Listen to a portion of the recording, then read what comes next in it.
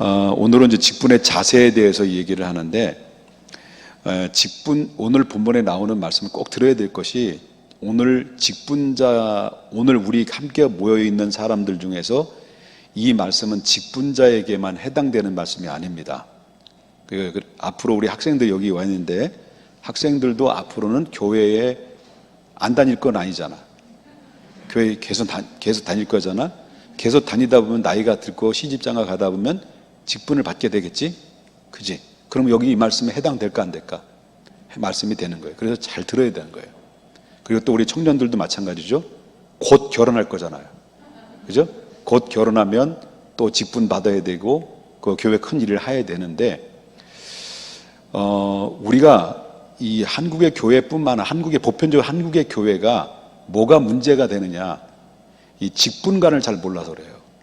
이 직분관에 대해서 잘못 알고 있고 잘못 알아서 결국은 그것이 잘못 오류를 범하여서 교회가 어지럽고 질서가 파괴되는 그런 일들이 이루어지고 있는 것은 사람들에게 직분관을 정확하게 이해를 못하고 있기 때문에 그렇습니다. 그 직분관을 정확하게 이해를 하게 되면 교회가 질서가 생기게 되고 교회는 평안해지고 든든해지는데, 이게 이루어지지 않으니까 이걸 교회에서 가르쳐 주지 않고 그냥 뭐 때가 되면 직분 세워서 맡기니까 내가 직분의 본질이 무엇이고 자세가 무엇이고 또 어떤 목적의식을 가지고 내가 직분을 감당해야 될지를 목적과 방향이 없어요. 그러다 보니까 결국 어떻습니까? 직분은 일관 한 개의 명예직이나 또 권위를 가지고 교회를 이끌어 가려고 하는 사람들이 많이 생겨지다 보니까 교회가 부장용이 되고 하나님의 기뻐하는 교회가 훼손돼 버리는 그런 일들이 상당히 많이 있게 된다라고 하는 것을 보게 됩니다. 그렇기 때문에 초대교회는 오늘 본문의 말씀을 보게 되면 목회 방침에 대해서 정확하게 자세하게 가르쳐주고 있다는 것을 보게 되는데, 여기서 아까도 서두에도 말씀드렸습니다마는 우리 청년들도 앞으로 잘 들어야 될 것이, 이제 우리 교회가 제가 이 교회를 물러나면 담임 목사님이 새로운 분이 젊은 분이 오시잖아요.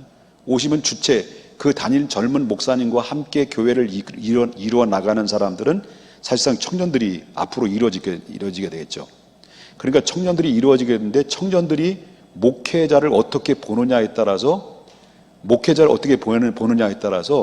이 교회가 건강한 교회가 될 수 있냐, 아니면 교회가 어지럽게 되느냐, 문제가 될 수 있느냐, 여기에 굉장히 중요한 결정체가 된다는 것을 우리가 보게 된다는 거죠.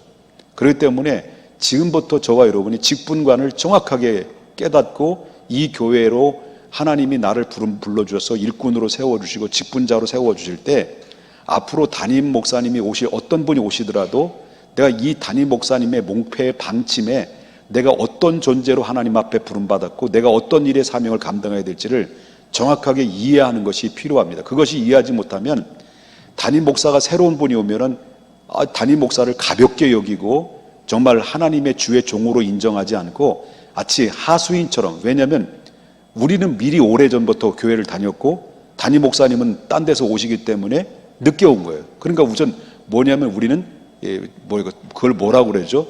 이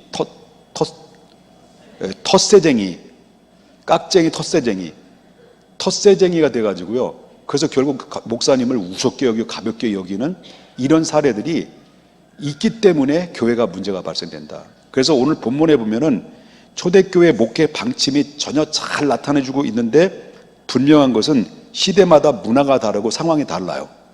문화가 다르고 상황이 달라지고 많이 발전된 가운데 지금은 늘 자주 얘기합니다마는 4차 산업 시대에 지금 접어들었어요. 이제는 모든 세상이 바뀌어지고 있어요. 그리고 앞으로 5년 후에 10년 후에 있어야 될 우리들의 살아가는 세상은 어떤 세상일까? 정말 우리가 지금 살고 있는 세상보다도 5년 후에 10년 후에는 정말 말할 수 없는 급속도로 많은 변화가 일어나게 될 거예요. 하다못해 이제는 자동차가 공중을 날아다니는 시대.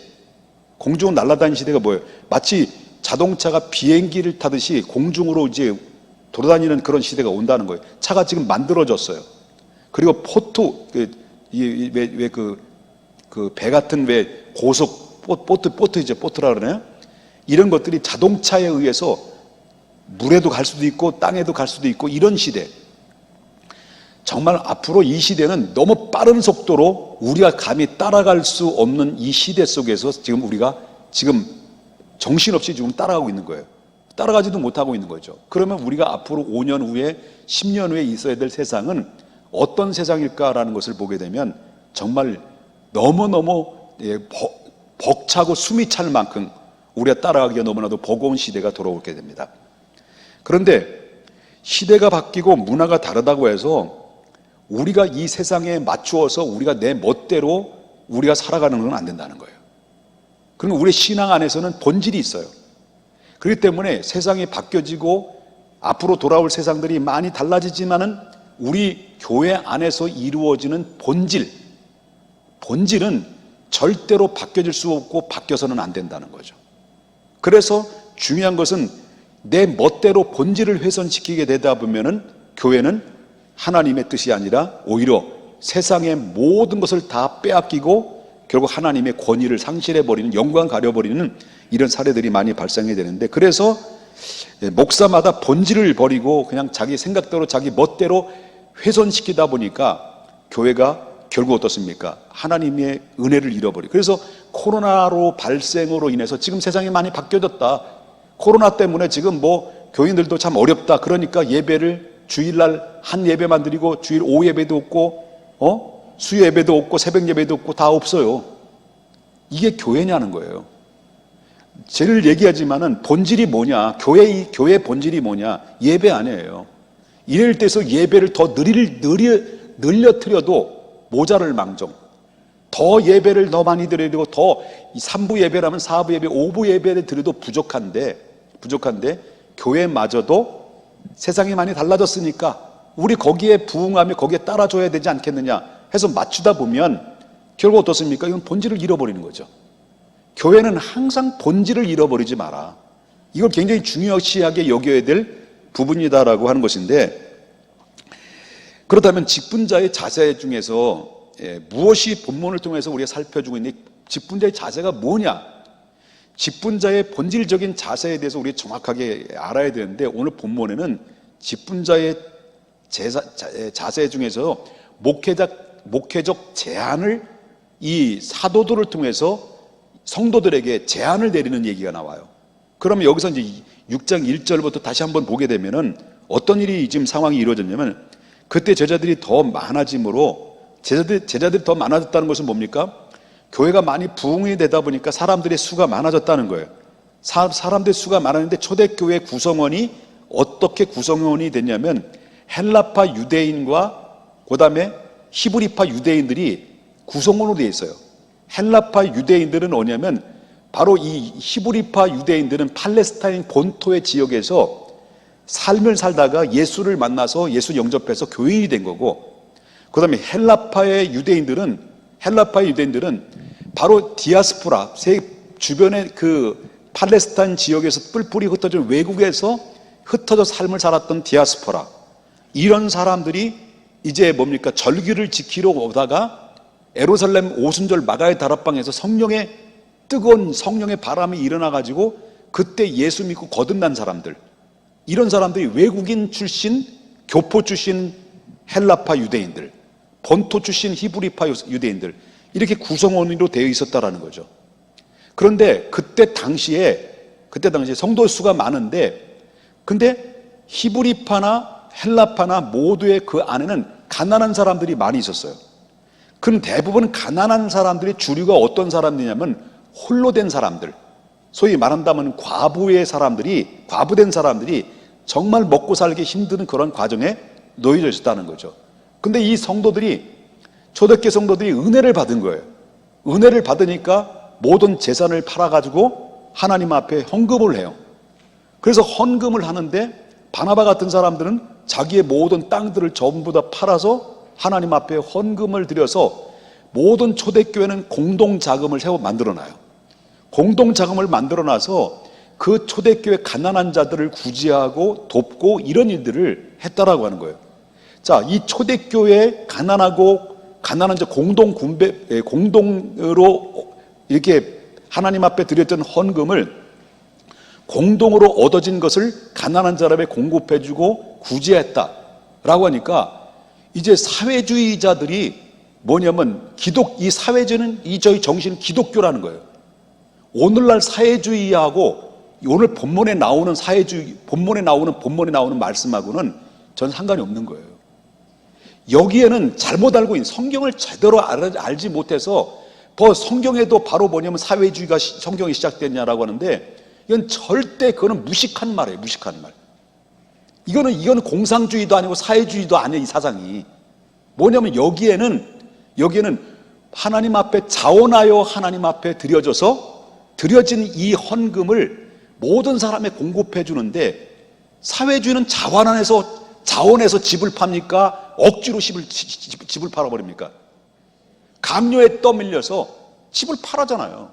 세금 때리니까 또 집을 팔아야 되고 그런 사회죠. 근데 여기는 강요가 아니에요. 정말 받은 은혜가 너무 감사하고 감격해서 하나님 앞에 재산을 팔아서 하나님 앞에 헌신한 거예요. 그걸 또 공급해주고 나눠줘서 여기에 서로의 사랑을 공급해. 여기에는 뭐가 들어있냐면 사회주의는 사랑이 안 들어있어요. 사랑이 안 들어있어요. 그러나 여기 안에는 뭐가 들어있어요? 사랑이 들어있는 거예요. 그럼에도 불구하고 이렇게 교회 안에서 공급해주고 구제하는데도 불구하고 여기에는 분쟁이 일어나는 거예요. 분쟁이 일어나는 거 바로 뭐냐면 헬라파 유대인과 그 다음에 히브리파 유대인이 우리의 소외를 당한다. 우리 헬라파 과부들이 소외를 당하고 너희들만 먹고 사냐, 우리도 먹고 살자, 이렇게 분쟁이 일어나고 많은 문제가 발생이 그러다 보니까 이제 사도들이 이거 문제가 있다 생각이 돼가지고 사람들을 부른 거예요. 불러가지고 그 얘기를 하는 거예요. 뭐라고 얘기하냐면, 형제들아, 2절을 보면 12사도가 모든 제자들을 불러요. 중심적인 제자들을 불러가지고 이르되, 우리가 말씀을 제껴놓고 우리의 본질을 잃어버리고 과부들이나 어려운 사람들을 구제하고 접대하는 것이 마땅한 것이 아니다. 그러니까 우리는 말씀을 전무하는 대신 너희들이 이 일을 감당할 수 있는 일꾼을 세워라 라고 직분자를 세운 것이 여기에 목회적 방침이 들어있는 거예요. 사도들이. 그리고 여기에 목회적 방침이 들어있는데, 그런데 여기 우리가 12사도들이 이제 방침을 내어준 이 주체가 누구냐, 목회 주체가 누구냐라고 할 때 주체는 분명히 알아야 될 것이 성도가 아니라는 거예요. 누가 주체예요? 사도들이었다는 거예요. 사도들이 주체고 성도들은 제안을 내렸을 때 그에 대해서 모든 사도들은 목회 방침을 제안을 했고 성도들은 거기에 기쁨으로 여겨서 거기에 순종을 했다는 거예요. 여기에 목회 방침이 안에 다 들어있고, 그 목회 주체가 누구냐를 할 때 목회 주체는 성도가 아니라 사도들이었다는 거예요. 이해되셨습니까? 사도들의 주도에 의해서 성도들은 거기에 호응하고 그리고 반응을 보이고 순종을 통해서 그 교회가 위기를 극복하게 됐고, 거기에서 교회가 아름답게 건강하게 다시 한번 재활하는데 성공했던 케이스가 바로 여기에 있는데, 그렇다면 오늘날 목회 주체가 누구냐? 오늘날은, 그때 당시는 사도를 한다면 오늘날의 목회 주체는 누구냐? 교회 안에서 목회자가 있고 성도들이 있잖아요. 그럼 목회 주체는 누구냐를 할 때 역시 다를 바가 없습니다. 목사입니다. 목사가 주체예요. 그럼 성도는 거기에서 주체에 따라서 목회자의 목회 방향성에 그것이 하나님의 기쁨이 되고 하나님의 신실한 것이라고 한다면, 우리 기쁨으로 순종하고 거기에 따르는 것이 목회 방침과 협력에서 유기적인 관계를 통해서 거기에 최고의 열매를 맺게 되는 것이, 이게 바람직한 교회의 모델이라는 것입니다. 이해되셨으면 아멘 하십시다. 자, 예수님에게는 삼중직을 가지고 있어요. 예수님은 삼중직이 있어요. 그 하나는 바로 왕직, 그 다음에 두 번째는 제사장직, 세 번째는 선지자직이 있어요. 왕직은 다스림을 얘기하고 있고요. 다스리는 권세. 제사장은요, 제사를 인도하는, 다시 말한다면 제사권을 가지고 있어요. 그 다음에 선지자직은요, 바로 뭐냐면 말씀권이 있어요. 그래서 다스림과 제사권과 말씀권 세 가지를 누가 가지고 있었냐? 예수님이 동시에 가졌다는 거예요. 그런데 예수님이 12명의 제자들을 불러가지고 그들을 훈련시키고 이 세 가지의 직분을 누구에게 위임시킨 거예요? 사도들에게 위임시킨 거예요. 이해되셨습니까? 사도들에게 그 직분을, 삼직을 위임시켰습니다. 그럼 사도들이 가지고 있었던 그 직분을 오늘날 누가 계승한 거예요? 계승자들이 누구예요? 오늘날 교회의 이름으로 세워지고 예수님 핏값 주고 세운 교회의 목사님에게 위임을 하는 거예요. 그래서 예수님의 권세를 제자들 사도들에게 위임을 했고, 사도들의 직임을 베드로에게만 준 게 아니라, 베드로에게 예수님이 준 게 아니라 사도들 전체에게 위임을 준 것을 오늘날 이 시대는 목회자들에게 동일하게 위임을 한 거예요. 그래서 교회에서 위임식을 하는 이유가 바로 뭐냐?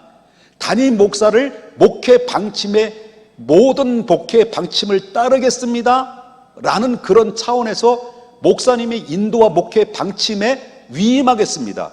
성도들이 믿습니까? 그렇게 위임할 겁니까? 예 하고 대답해서 목사를 위임하면, 목사는 그 위임한 모든 성도들은, 목사는 그 하나님의 사도의 계승했건 위임을 받았던 것을 가도 토대로 목회 방향을 제시하고, 목회를 방향을 이런 방법으로 하나님의 기쁜 일을 하나님에 내놓을 때, 거기 내놓는 목회의 방침에 우리 모든 성도인들은 우리 위임자로서 거기에 순종하고 따를 때, 여기에 목회자가 자기 사리사욕이 아닌 이상은, 목회자가 성도를 통해서 이용을 해서 자기의 모든 사리사욕을 쫓거나 무슨 이득을 취하지 않는 이상은, 바로 여기에는 뭐가 있어야 됩니까? 목회자의 방침에 협력과 순종이 따르는 것이 마땅하다라는 것이 여기에 포함되어 있는 내용에 다 있습니다. 그런데 요즘 어떻습니까?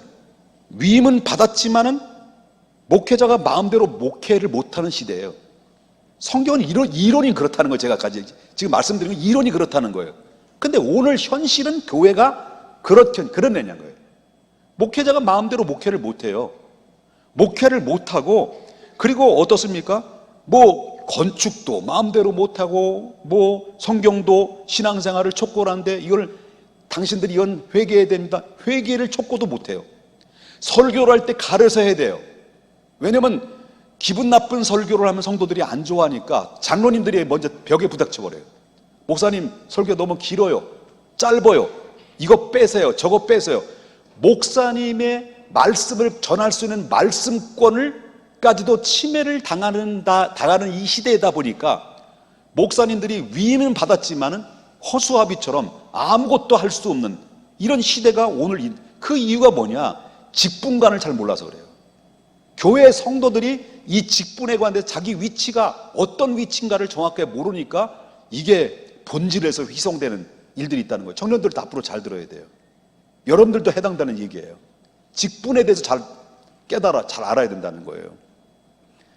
청년들은 아멘 좀 해보지. 네? 내 말이 이해됐죠? 공감되죠? 공감 100배?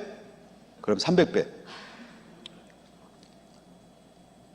그런데 목사가 교회에 대해서 가장 기도를 많이 하고, 교회를 누가 가장 많이 하느냐, 교회에 대해서 가장 많이 하는 분이 누굴까요?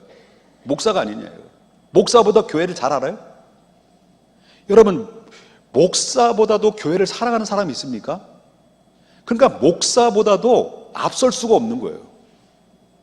목사는 늘 교회, 성도, 거기에 생각에 몰두해 있고, 하나님이 뜻이 무엇이고 어떤 목회 방향으로 가야 될 것이냐, 어떻게 해야만이 성도들이 건강한 믿음으로 살아가고, 어떻게 해야만이 성도들이 세속에 물들지 않고 믿음의 그 사정권 안에서 하나님의 은혜 안에서 듬뿍 받고 살아갈 수 있는 방법이 뭐냐? 늘 목회자의 마음은 자기의 먹고 사는 궁리가 아니라 성도들이 복되고 성도들이 의롭고 교회가 건강한 교회, 하나님의 기쁨이 되는 교회가 무엇인가를 늘 고민하고 기도하고 생각하는, 거기에 몰두되어 있다는 거예요.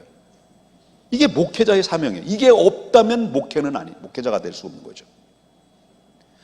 제가 다 그런 건 아닙니다. 100% 그렇다라는 말은 아닙니다. 부족한 면도 많이 있죠. 그런데 교회마다 오늘날 이 시대는 우리 교회는 재직회를 안 하잖아요.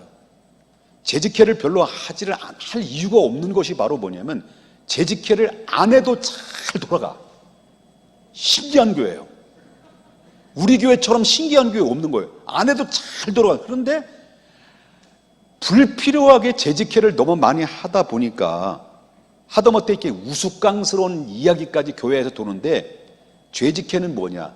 죄 짓는 회. 당회는 뭐냐? 당 짓는 회. 공동회는 뭐냐? 공동묘지회. 그러니까 그런 이야기까지 나올 정도로 오늘날 바로 자기의 위치와 직분관에 대해서 잘 모르다 보니까 이렇게 막무가내식으로 교회의 질서를 파괴시키는 죄를 범하는데 그 책임이 누가 있냐? 목사도 있습니다. 목사가 직분관에 대해서 잘 못 가르쳤기 때문에 거기에서도 책임이 없지 않아 있다라고 하는 것입니다. 어쩌다가 목사가 뭐 자질이 부족할 수도 있고 부족함도 있어요. 그렇지 않아요? 다 잘할 수 있는 거, 다 성도들의 만족을 줄 수 있는 것은 아니잖아요. 여러분, 저는 여러분들이 다 마음에 드는 거예요. 여러분들 다 마음에 들어요, 제가. 믿거나 말거나. 근데 여러분들이 저를 볼 때 다 마음에 들을까요? 그렇다고 마음에 안 든다고 또 서운하게 진짜 그러기요, 청년들. 그러니까 어떤 분은 제가 마음에 드는 분도 있고, 그죠? 어떤 분은 제가 마음에 안 드는 게 있고, 목회 방침에 대해서 내가 마음에 드는 것도 있고 안 드는 부분도 있고, 다 그렇지. 만족을 못 지키잖아요. 못 주잖아요. 아니, 목사는 상대해야 될 사람들이 여럿이고, 여러분들은 또 바라보는 사람 다 한 사람이고, 그러니까 우리 거기에 만족을 줄 수 있는 것은 기대하지 마라. 네? 기대하지 마라. 부족합니다. 그러나 한 가지 기억하십시다. 그럼에도 불구하고 목사는 성도들로부터 위임받은 것이 아니라 주님으로부터 위임받았다는 걸 해야 돼요.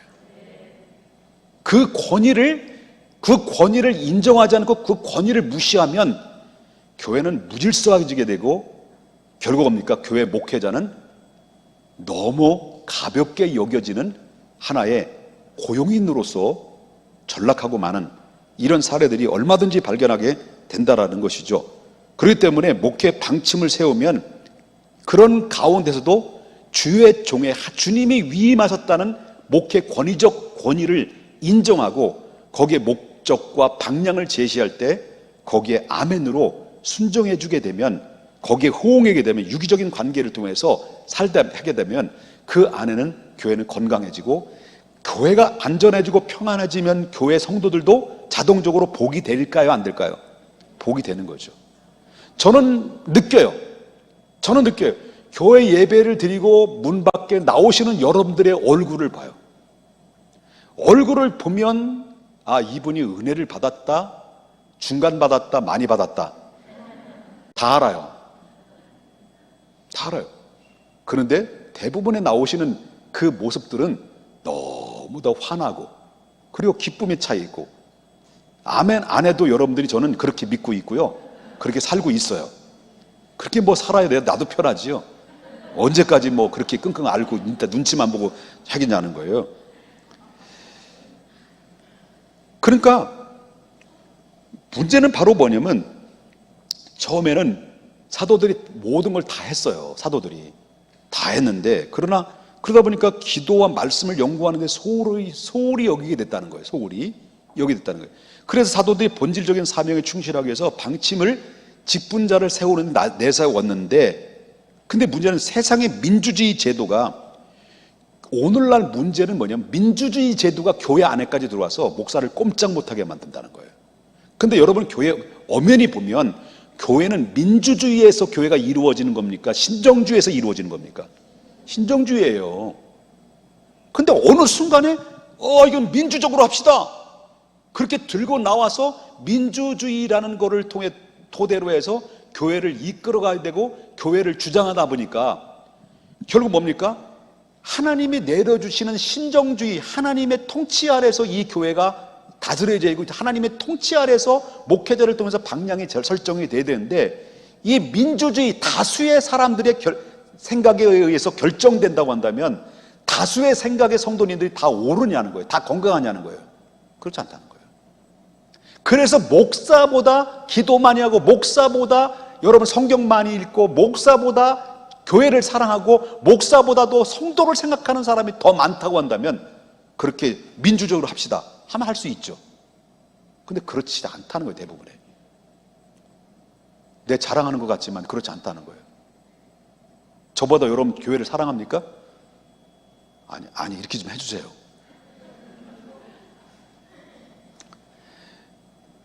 그러니까 오늘날 망치는 거예요.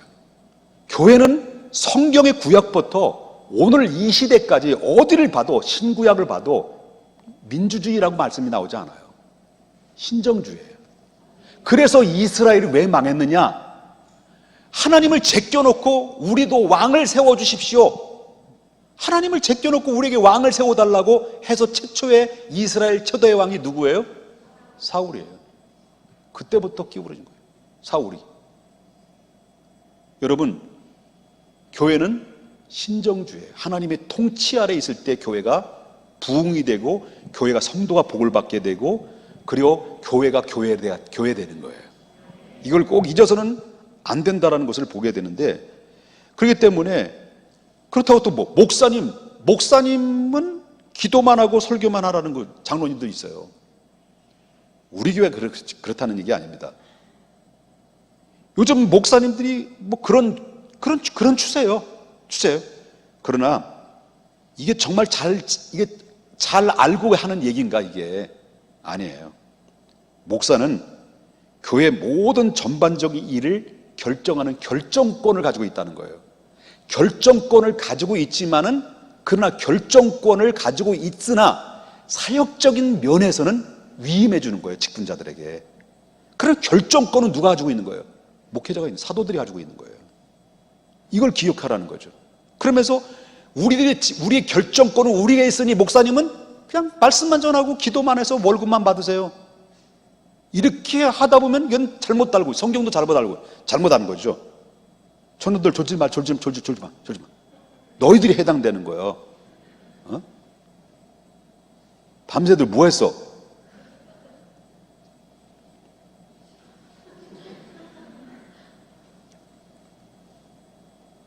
앞으로 청년들, 뒤에 청년들 있죠? 여기로 앉아요.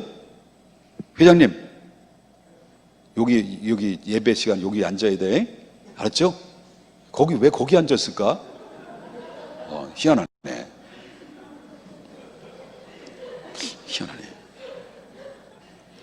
그러니까 아버지가 집에 도배를 하는데 큰아들이 반대하고 둘째 아들이 반대해. 그럼 못하는 거예요. 그러면 집이 엉망이죠. 마찬가지입니다. 목사는 뭘로 생각해야 되느냐? 목사는, 교회 성도들은 영적인 부모로 생각해야 돼요. 영적인 부모로 생각하는데, 이 강단에 내 후임자가 30대가 왔다. 30대가 왔는데 여러분 장로님들은 70살이에요. 아니면 또 중직자들은 60이에요. 여기에 30대가 오는 담임 목사일지라도 영적으로 어떤 마음을 품고 섬겨야 되냐? 부모님이다.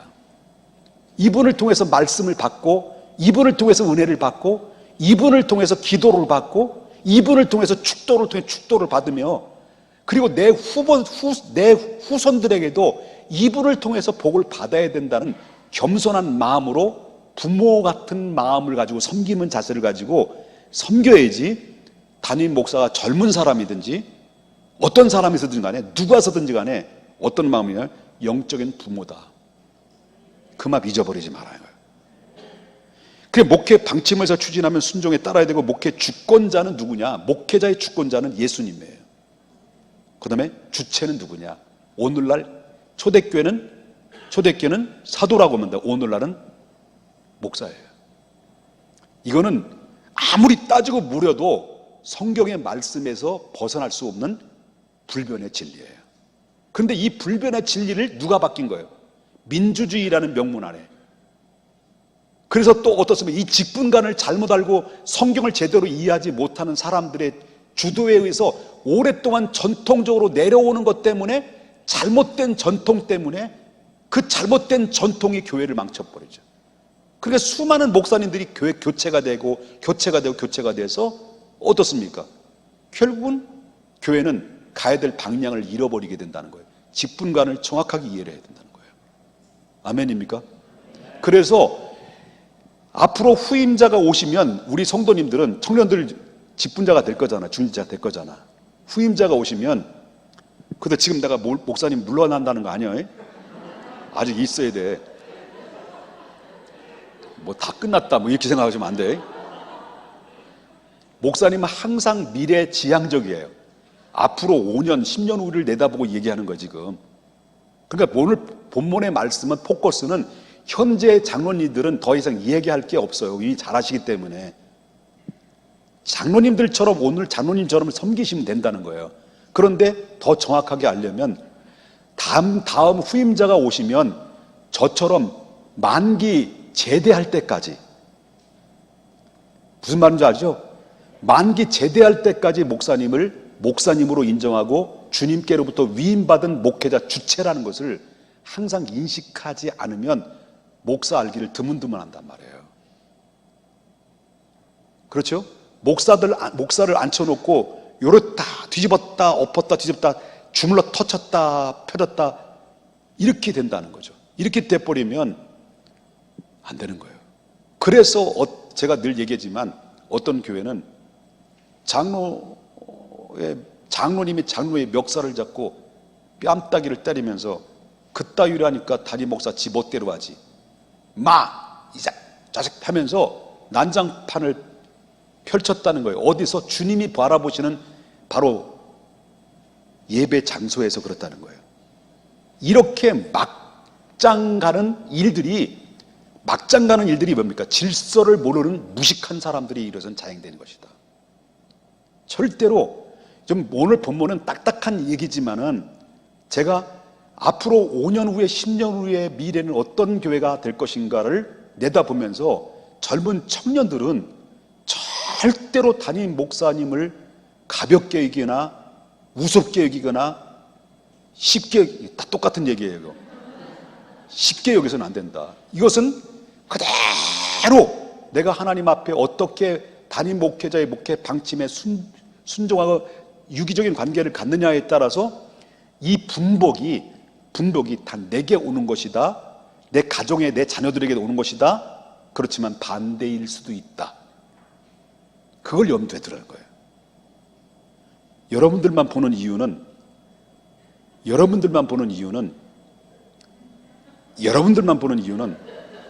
너무 사랑스러워서 그래요.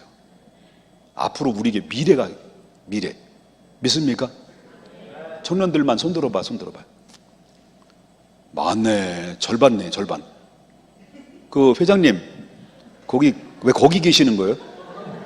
예, 회장님 여기, 예, 알았죠? 예, 여기. 그렇게 그만하십시다. 무슨 말, 그만해도 되겠죠? 이해되셨죠? 정확하게 알죠. 직분관을 정확하게 모르면 교회는 정말 본질을 잃어버린다는 것을 기억하시면서 내가 앞으로 어떤 직분자가 되든지 주체는 내가 아니다. 당회도 아니다. 하나님의 부름받은 그리스도의 주 예수 그리스도의 이름으로 위임받은 목회자의 중심에 의해서 철저하게 돌아갈 때 그 교회는 반드시 실패할 확률이 없어요. 왜? 하나님은 질서의 하나님이기 때문에 그렇다는 거예요. 우리는 그렇게 왔고 지금 우리 교회 장로님들이나 중직자들이 지금까지 잘 섬겨주셨기 때문에 빠른 속도로 성장한 교회는 하지만 그러나 탄탄한 교회, 듬직한 교회, 무게감이 있는 교회. 그래서 또 말하고 싶은데 뭐 할 말이 없네. 이제는 찬양 한 곡 할까요?